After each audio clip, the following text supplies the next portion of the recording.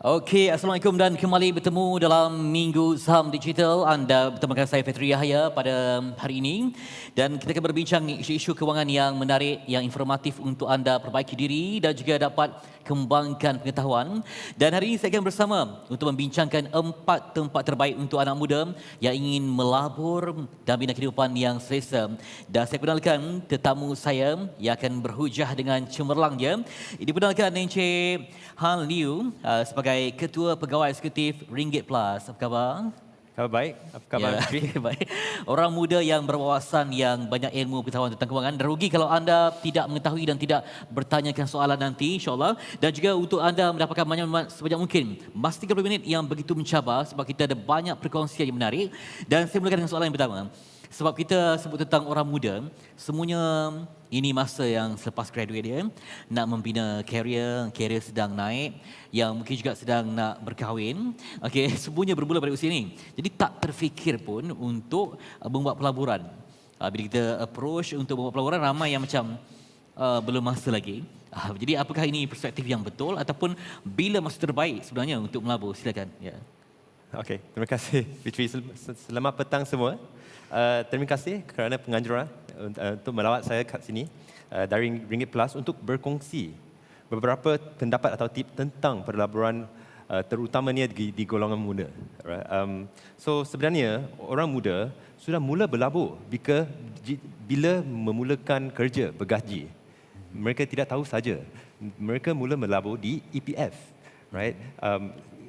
Ini kerana kad EPF sebenarnya duit anda yang ditabung dalam EPF sebenarnya diurus oleh orang yang berpengalaman dan berprofesional dalam pasaran saham atau pasaran bond.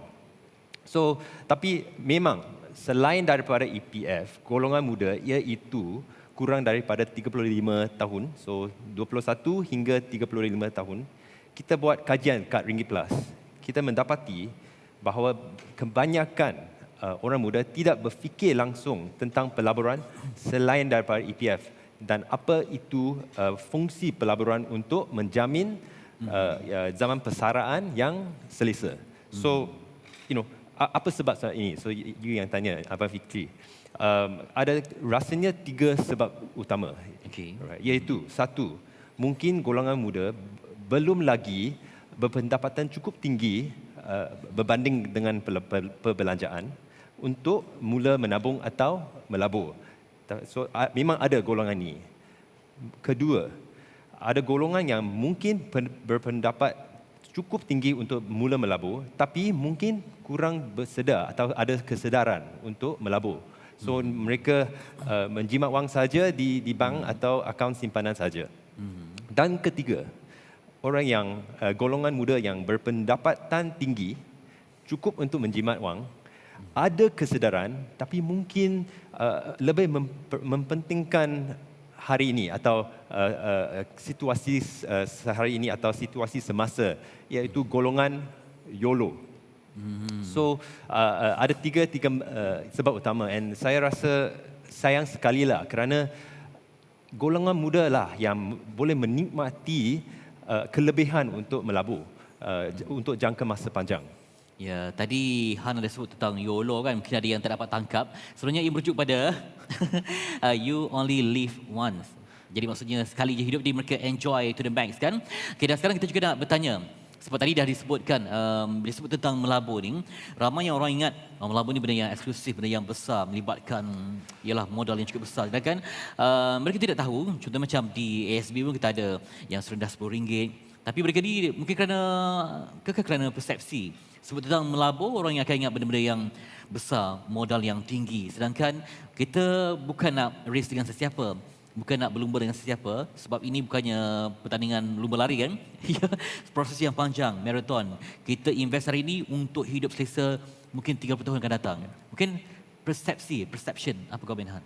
Ya, mungkin persepsi atas kegiatan pelaburan. So maksudnya the action of investing mungkin pada zaman dahulu sebelum zaman digital atau zaman kemajuan sistem perbankan atau sistem pelaburan mungkin susah singitlah. So susah sangatlah.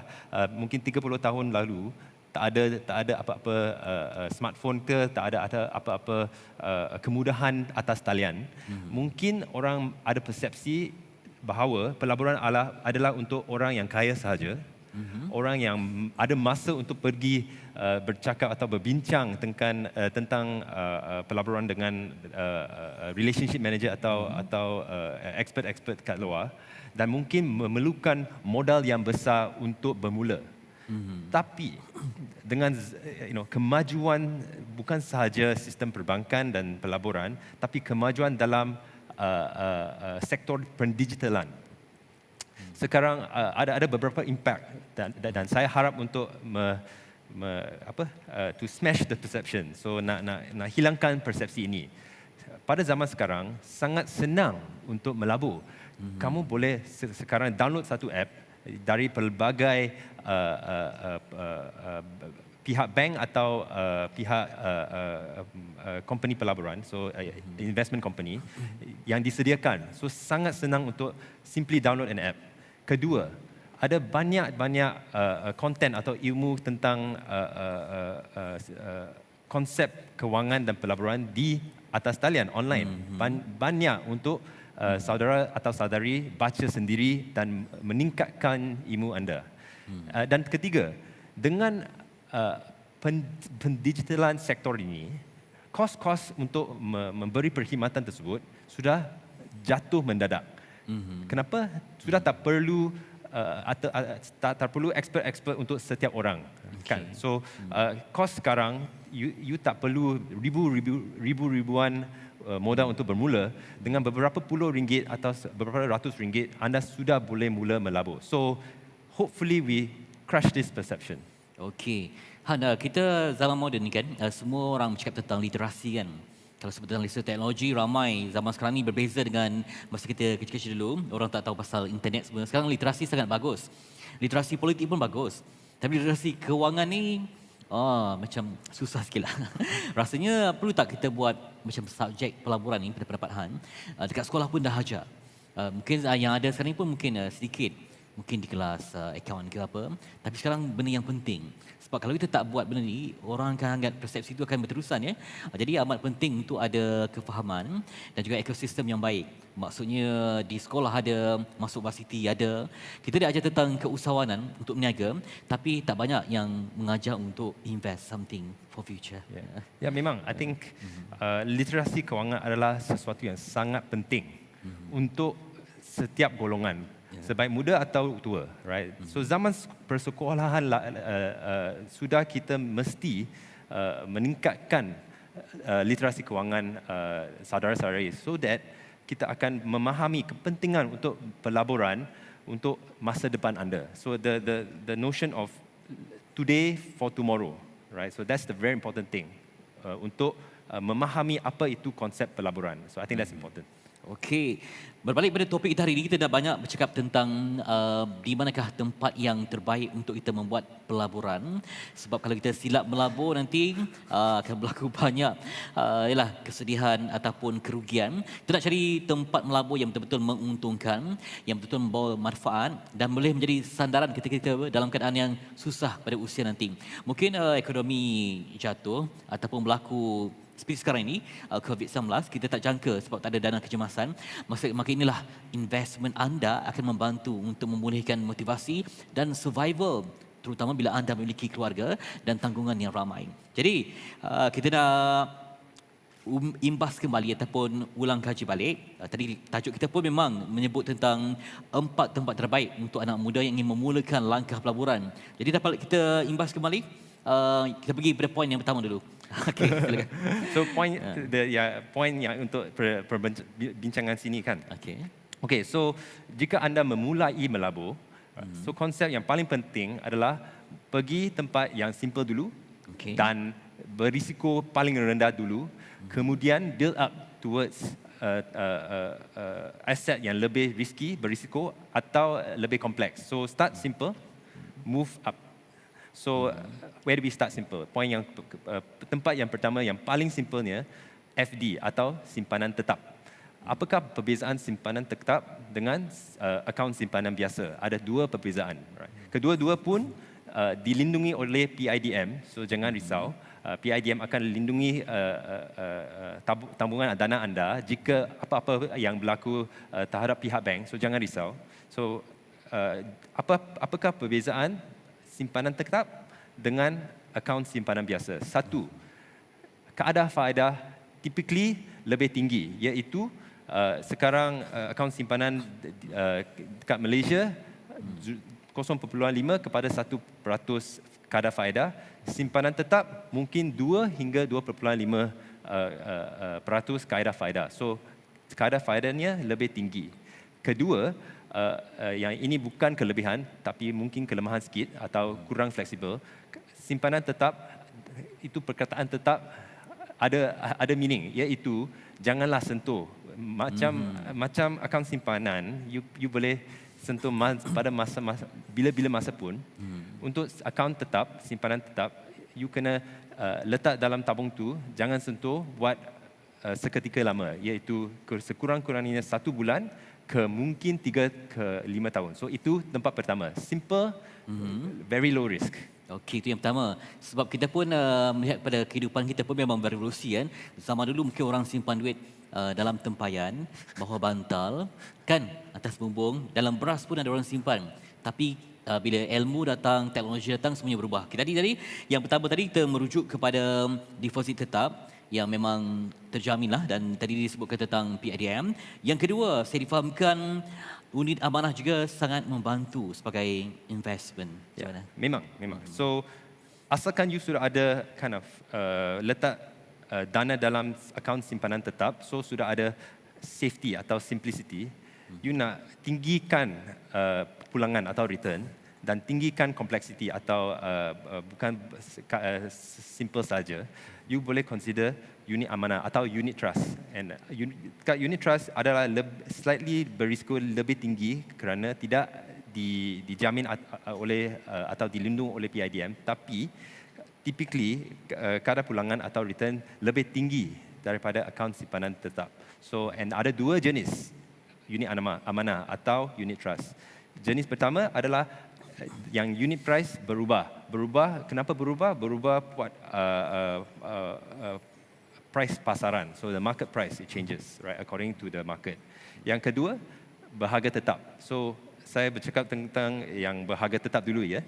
So unit amanah berharga tetap seperti yang di offer atau diberi atau ada perkhidmatan ini adalah amanah saham National Berhad. So banyak-banyak unit amanah yang berharga tetap typically berisiko lebih rendah daripada unit amanah yang berharga tidak tetap atau berubah. So that's the next step to go to. After your FD or your account simpanan tetap, you can consider ASB as a next step up.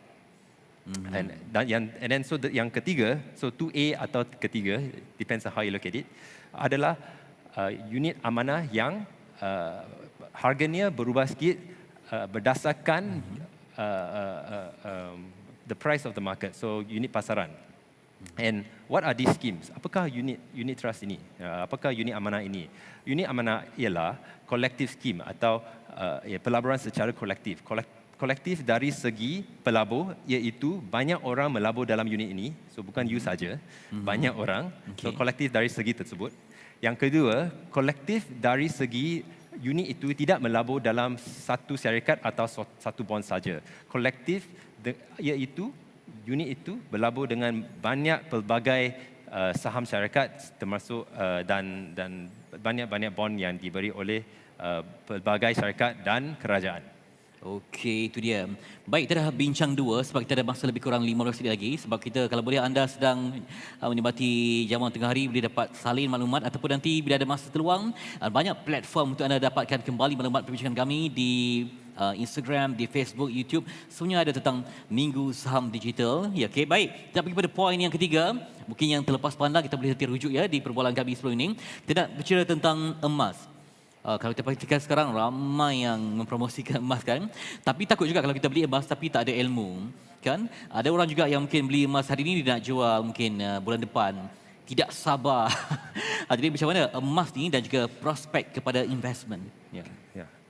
Saya amat suka bercakap tentang emas kerana emas, untuk meningkatkan ilmu anda tentang emas, ada beberapa faktor yang kena consider. Alright. Yang pertama, emas itu tiada apa-apa dividen. So itu adalah satu kelemahan emas.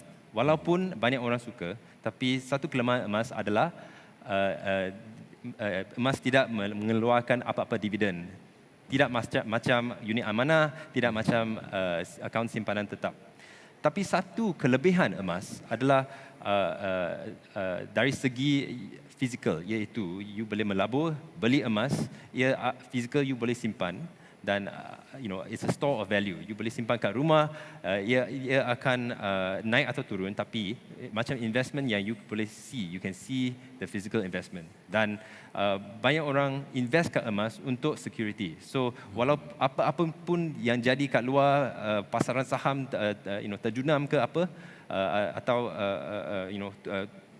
apa-apa di pasaran dunia, apa yang jadi ke apa, the World War I, World War II, apa-apa. Atau termasuk COVID-19, harga emas harap-harap akan menjadi store of value. So you can always sell the gold if you need to, and there will be a price for gold. So itulah kelebihan emas. Okey, emas. Jadi kita harapkan kalau macam di Pantai Timur kan, ramai wanita yang suka beli emas. Misalkan kalau ada terdesak kan mereka boleh gadaikan emas itu ya sebagai backup plan kalau ada kecemasan. Okey, kita pergi pada poin yang keempat. Ini mungkin saya rasa memerlukan juga kefahaman betul-betul. Ini tentang pasaran saham. Adakah anda celik saham ataupun macam mana? Apa yang Hana ingin jelaskan tentang pasaran saham ini? Yeah. So pasaran saham adalah topik yang sangat sesuai untuk berbincang Abang Fitri, kerana sebenarnya jika anda melabur dalam unit amanah seperti ASB, seperti apa-apa lain unit trust, memang abang sudah ada exposure kepada pasaran saham. Kenapa? Kerana unit-unit tersebut diurus oleh orang yang berprofesional untuk melabur dana tersebut dalam pasaran saham. So you sudah ada exposure atau returns dari pasaran saham. Tapi jika saudari sudah meningkatkan ilmu tentang apa itu pasaran saham, macam mana saya boleh membuka akaun CDS atau akaun untuk melabur dalam saham directly, bukan via unit directly, you kena ada ilmu yang besar. Why? Kerana sudah ada pengurus yang berpengalaman dalam melabur saham. So unless you feel you can be smarter than them, lebih cerdik atau lebih banyak ilmu atau memahami spesifik sektor ekonomi seperti perkhidmatan atau perkilangan atau apa-apa, then I would not recommend it for yourself unless you ada ilmu yang you feel you ada ilmu yang lebih tinggi daripada pengurus profesional tersebut. Jadi kalau tak ada ilmu, tak ada disiplin, tak ada kemahuan yang tinggi untuk dapatkan perkembangan, memang tak boleh untuk pasaran saham ni. Saya tak recommend doing it yourself without the knowledge. So jika anda tidak beberapa confident, janganlah ikut trend-trend semua. Investlah dalam unit amanah. Why? Kerana sudah ada pengurus atau profesional yang boleh mengurus dana anda. So you don't run the risk of doing it wrongly yourself.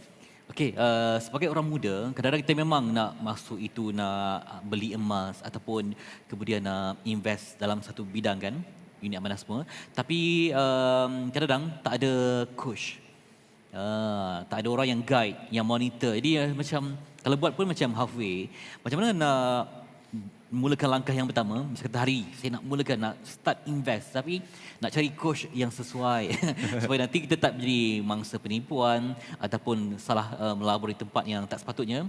Apa yang perlu dibuat orang muda nak mulakan langkah yang pertama, first step, dengan satu guide ataupun panduan yang betul? Yang first step untuk golongan muda yang ingin memulakan kegiatan melabur ialah untuk meningkatkan ilmu anda sendiri dulu, iaitu bacalah konten-konten kat atas talian online, right? There's lots of resources, banyak konten online untuk meningkatkan ilmu anda sendiri. Bila ada soalan, tanyalah orang yang bukan sahaja berpengalaman atau profesional, tapi yang berlesen.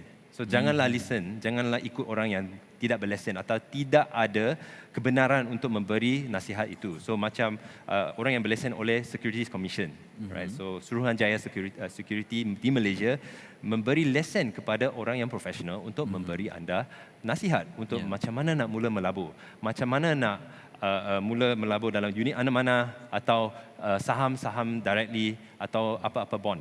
So follow advice dari orang yang berlesen. Okey, ada juga soalan di sini katanya memang berminat tentang pelaburan, tapi katanya kalau simpan di tempat untuk melabur ni nanti nak kecemasan nak berkeluar susah. Menyebabkan ada yang tak berani melabur. Dia lebih selesa simpan di simpanan tetap dalam bank. Macam mana? Apa komen? Yeah. So saya rasa pada golongan muda adalah umur yang paling sesuai untuk memula melabur. Kenapa? Golongan muda adalah golongan yang paling banyak masa untuk merealisasikan faedah daripada melabur awal. Kerana konsep macam compound interest atau kuasa compound, konsep macam long time horizon to sustain, atau jika pasaran saham jatuh, you ada banyak masa untuk recover. Mungkin orang yang dekat umur pasaran tidak mampu untuk hold on bila pasaran jatuh. Tapi orang muda ada masa. So you have the benefit of time. So that's what I would say, don't be afraid of the stock market. Jangan risau, jangan takut. Tingkatkan ilmu anda, right? Cubalah sikit dulu, right? It doesn't cost much. Kini you boleh invest dalam unit amanah macam ASB RM30 sebulan, auto labur. Sikit saja berbanding dengan dulu bermodal-modal besar diperlukan, right? So if you are scared, jangan risau, get started. Dan juga saranan supaya mempelbagaikan jenis pelaburan. Tidak hanya terikat dengan satu saja, tapi cuba macam-macam supaya kita dapat tengok yang mana yang lebih berpotensi dan mendatangkan keuntungan. Kita dapat komen sikit. Ya, memang. I think the concept of diversification atau kepelbagaian risiko aset adalah penting. So I'll give you example, right? Dalam situasi macam tahun ni 2020, COVID-19, apakah syarikat yang diimpact oleh COVID-19? Syarikat macam syarikat tourism atau pelancongan, syarikat macam entertainment atau enjoyment or sektor perkhidmatan terjejas. So if you were focus on asset dalam sektor itu saja, dana anda akan turun mendadak. Tapi ada sektor lain yang kurang diimpact oleh kecemasan atau krisis COVID-19. Sektor seperti sektor digital atau sektor perkilangan, termasuk perkilangan sarung tangan, yang bukan saja tidak terjejas tapi naik mendadak. So it's important to have kepelbagaian aset, diversification of multiple assets untuk memastikan anda dilindung jika ada kecemasan yang berlaku. Ya, macam hang sekarang masih lagi muda, 30-an. Ketika anda 20-an, kita dapat kongsikan tips macam mana anda meningkatkan kualiti bahan bacaan tentang kewangan supaya sentiasa kita upgrade dengan ilmu-ilmu baru tentang saham dan sebagainya. Sebenarnya ada banyak resources online, right? So you can buy books, you boleh beli buku yang ditulis oleh orang yang berlesen. Itu penting. Memastikan apa-apa konten atau sumber ilmu pengetahuan ditulis atau di-type oleh orang yang berlesen atau berkualifikasi, so certified, right? So asalkan orang itu ada lesen untuk memberi nasihat, harap-harap lebih lebih selamat daripada mendengar orang-orang yang mungkin tidak ada perlesenan tersebut. So that's the only thing I would say, which is read up as much as possible, sebanyak mungkin, tapi hati-hati tentang orang yang berlesen sahaja. Macam mana kita nak tahu kita punya progress? Misalnya kata kalau kita ni berniaga sendiri ataupun freelancer kan, Jadi kadang orang yang kerja tetap ni dia boleh invest macam kata 200 sebulan, tapi yang mungkin dalam career dia memang tak konsisten dari segi pendapatan. Apa yang dia perlu buat supaya di samping dia diuji tu pada masa yang sama juga ada location untuk membuat pelaburan. Ya. Okay. Sebenarnya locationnya sudah tidak penting. Kenapa? Semua lokasi untuk menjalankan aktiviti pelaburan sudah dalam app atau telefon pintar. Right? Semua pihak yang memberi perkhidmatan pelaburan sudah ada app, sudah ada sekurang-kurangnya laman web, tapi sebaik mungkin ada app. So ialah bukan susah sangat untuk memulakan melabur. So itu yang pertama. Yang kedua, jika saudara-saudari ada kerisauan, mungkin saya hilang semua duit saya, ikutlah nasihat orang yang berlesen ya. Tapi tak perlulah letak semua dana, semua yang dijimat dalam bantal ke apa, dalam satu aset pelaburan. Letaklah sikit-sikit setiap bulan, letaklah RM30, RM100 setiap bulan dalam aset-aset yang berlesen seperti unit amanah, seperti ASB, dan sikit-sikit lama-lama akan jadi bukit. Ya, okey. Apa sikit akhir sekali komen Han terhadap usaha Minggu Saham Digital ni? Kita dapat berjumpa secara fizikal, namun ini peluang yang terbaik untuk kita tambahkan ilmu pengetahuan. Komen sikit usaha dilakukan oleh PNB dan ASNB ni supaya kita walaupun tak ada sentuhan fizikal tapi tetap ada ilmu yang sampai pada semua. Ya. Moga dapat kita teruskan lagi program sebegini ya, sangat informatif. Sikit komen daripada Han. Mungkin ada komen sikit, tapi nasihatlah untuk orang muda. Right? Mulalah pelaburan hari ini. Tidak terlalu lambat, tidak terlalu awal. Tak ada masa yang sesuai kecuali hari ini. You must start today, right? It doesn't matter if you're late or you're early. Yang kedua, janganlah melabur atas satu aset saja. Buatlah kepelbagaian aset untuk memastikan krisis atau kecemasan tidak menjejaskan portfolio atau dana anda. Yang ketiga, yang paling utama ialah have a long term view, jangka masa yang panjang. Pelaburan itu bukanlah get rich quick.